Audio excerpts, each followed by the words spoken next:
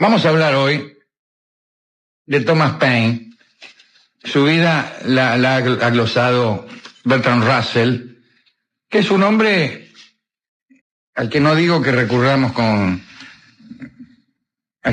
recurramos con alguna frecuencia, pero es un hombre que me despierta la sensación de estar en deuda con él. Yo debía haber leído más a Russell.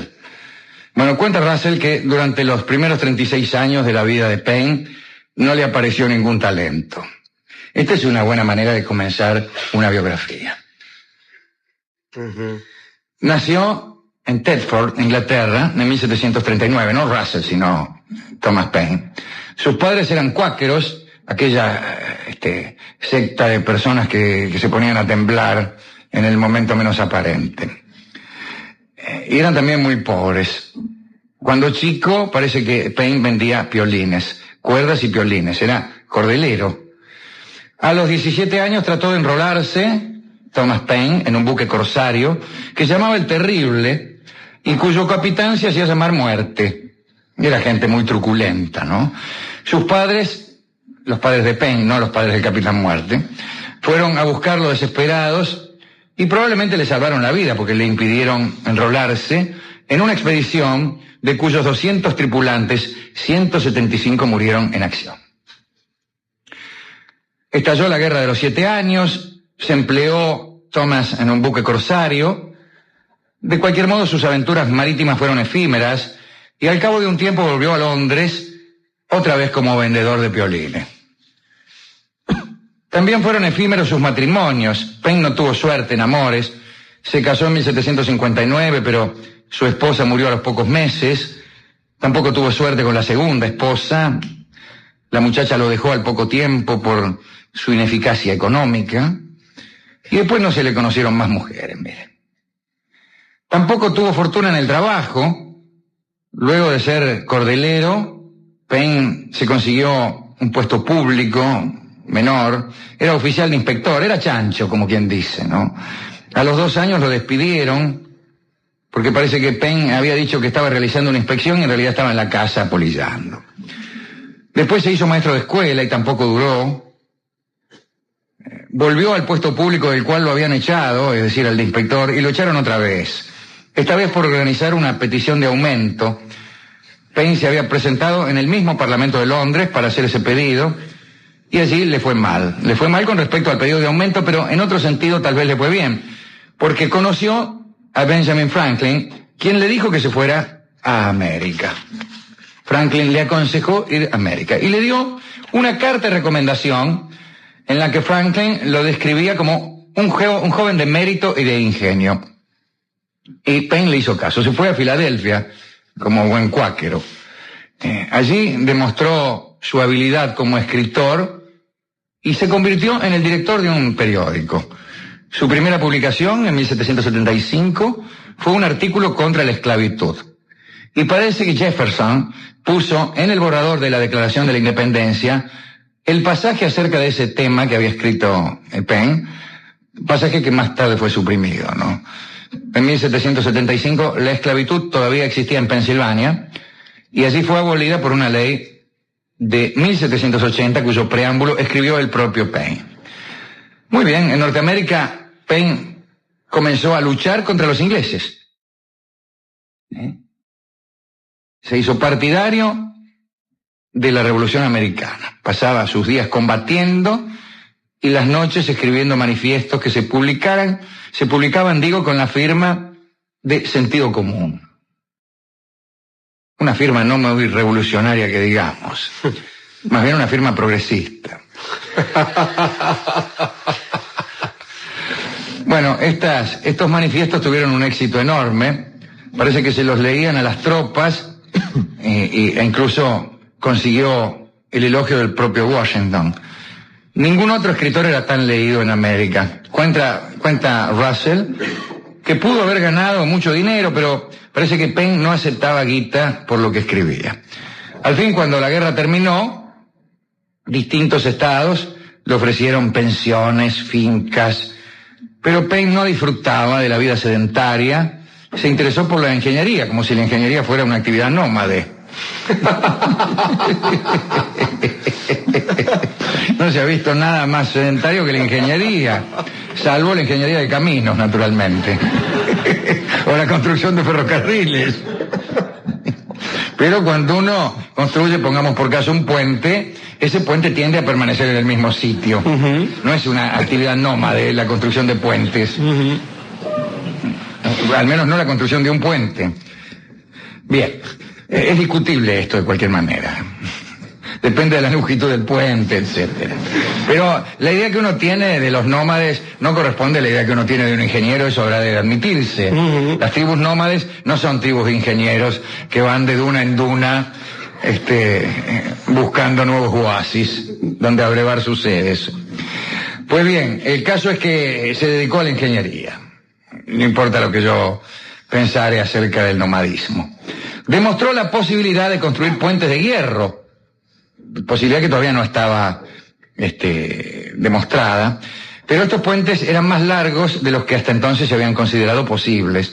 Y dice Russell que aquellos puentes los llevaron a Inglaterra. Y así fue. Con sus ideas de ingeniero, Paine volvió a Inglaterra. Allí lo felicitaron todos los ingenieros macanudos de Inglaterra. Francia también lo llamó por los puentes, visitó París, sometió sus planes a la Academia de Ciencias, también lo admiraron como inventor y otra vez pudo llevar una vida tranquila. Pudo, pero no quiso. Paine se había hecho amigo de Lafayette. ¿Sabe usted que cuando cayó la Bastilla, Lafayette decidió regalarle la llave de la prisión, de la Bastilla, ¿no? Al propio Washington. Y tuvo la idea Lafayette de darle esa llave a Paine para que la llevase, pero Paine no aceptó. Dijo que otro debía ocupar su lugar para llevar aquel botín del despotismo que era la llave de la Bastilla. Les gustaban mucho los gestos emblemáticos a los hombres de aquel entonces y a los de este entonces. El caso es que Paine se olvidó de los puentes y se dedicó otra vez a la lucha revolucionaria. Esta vez fue en la Revolución Francesa. Como en América, luchó de día y escribió de noche. Y su obra se llamó Los Derechos del Hombre. Paine esperaba una revolución moderada y de orden como la que él había ayudado a hacer en América. En 1792 se opuso terminantemente a la ejecución del rey, al que seguía expresando gratitud por haber ayudado a la liberación de los Estados Unidos. Cosa curiosa, le habían dado la llave de la Bastilla a Paine, le habían ofrecido la llave de la Bastilla para que la llevase a Estados Unidos, pero después lo encarcelaron a él en la peor de las mazmorras durante todo el periodo de Robespierre y algunos meses más, y esa llave no se la dieron, por cierto. La responsabilidad de su encierro fue solo en parte de los franceses, ¿no? Porque sucedía lo siguiente. El embajador americano en París, que era un tipo llamado Morris, tenía una cuenta pendiente con Paine, quien había descubierto un acto de corrupción de un amigo de Morris. Vio todos esos libros. Digamos que los Estados Unidos no defendieron para nada a Paine, y el propio George Washington, que negociaba un pacto con Inglaterra, se olvidó de su antiguo ayudante. Y Paine se salvó de la guillotina con el hilo de una pata. Estuvo a punto incluso de morir enfermo ahí en esa horrible mazmorra donde lo habían encerrado. Después de una difícil recuperación, Paine no perdonó a Washington. Incluso cuando Washington murió, se enteró, Paine, de que se le iba a levantar una estatua. Y Paine escribió a modo de sugerencia los siguientes versos al escultor, al que estaba preparando la estatua de Washington. Dice: tomad de la mina la piedra más fría y dura, no necesitáis tallarla, es Washington. Pero si lo hacéis, esculpirla con rudeza y en el corazón grabad ingratitud. Estaba enojado, ¿no? Thomas Paine también quiso luchar en Inglaterra. El gobierno era una oligarquía despiadada. Paine patrocinó una reforma política, pero ahí estaba Pitt, ¿no? Pitt lo procesó, censuró sus escritos, y Paine, desesperado, huyó a Francia unas horas antes de que fueran a buscarlo para llevarlo a la horca, ¿no? En Francia ya estaba Napoleón. Napoleón no lo trató mal, pero no tenía un puesto para él. En fin, que Paine tuvo nostalgias de América y quiso volver. Quiso acompañar al presidente Jefferson, pero su ayuda fue desdeñada. Jefferson le dijo: mire, aquí no tenemos nada para usted, tómesela. Nadie le dio ni 5 de bolilla, Incluso no se le permitió votar, alegando que era extranjero. Fue falsamente acusado de inmoralidad y de excesos en la bebida. Así es que sus últimos años los pasó pobre y solo. Cuando agonizaba, 2 curas entraron a su habitación y trataron de acercarlo a la fe. Pero él se limitó a decir: dejadme en paz, buenos días. Y murió en 1809. Era un hombre que concitó siempre el elogio de los que luchaban en la oposición y el denuesto de quienes, habiendo luchado en la oposición, lograban luego el poder. Podríamos ahora intentar algunas frases sobre lo que suele ocurrir con las revoluciones y sus padres. Cuando murió, mandaron los huesos, murió en Estados Unidos, naturalmente, ¿no? Mandaron los huesos a Inglaterra. Se quiso hacer un monumento, pero el Parlamento lo impidió. Incluso un pregonero fue encarcelado porque había proclamado la llegada de los restos de Paine. Hasta 1836 los huesitos del pobre Paine estuvieron en un depósito, es decir, 20 y tantos años así. Después parece que los compró un vendedor de muebles, compró los huesos de Thomas Paine. En 1854, un reverendo afirmó que poseía el cráneo y la mano derecha de Paine, pero la verdad es que sus huesos se perdieron para siempre. Aquel fue Thomas Paine, un hombre desinteresado, un interesante escritor, un luchador, desdeñado y víctima de la indiferencia de los que, habiendo luchado contra él, alcanzaban el poder y se instalaban en ese desdén cósmico. ¿A quién dedicar esta charla? En principio, naturalmente, a Thomas Paine, pero también a aquellos que luchan sin aceptar por sus escritos, por sus acciones, recompensa que vaya más allá de la propia satisfacción de saber que se está luchando en el bando adecuado. Era un hombre honesto, verdaderamente. También, no sé para quién otro, ¿no? A Russell.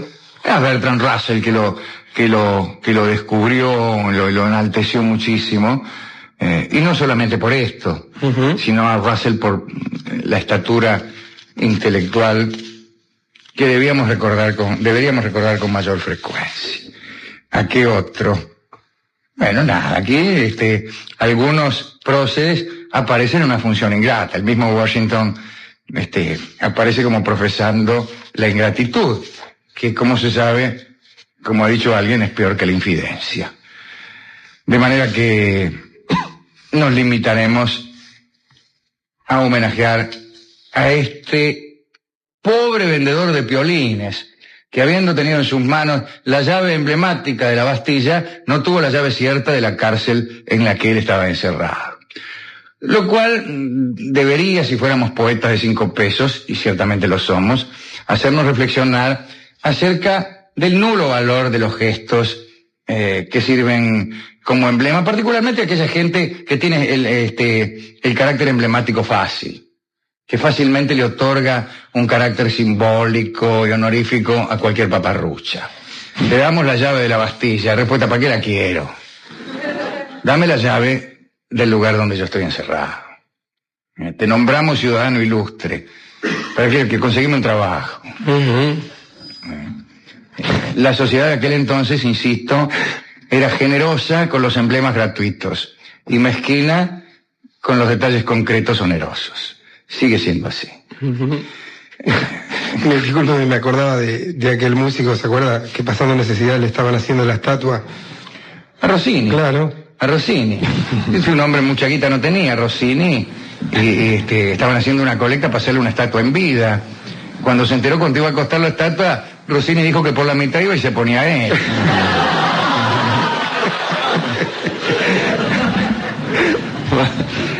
Muy bien. Entonces también a Rossini. Y vamos a aprovechar el tango cuyo título es Indiferencia, aquello que tuvieron para con el pobre Thomas Paine, y lo va a cantar alguien que también padeció estos mismos males que padeció Thomas Paine. un artista que fue reconocido por muchos que lucharon con él y fue despreciado y perseguido por quienes ejercieron el poder. Canta Hugo del Carril el tango Indiferencia.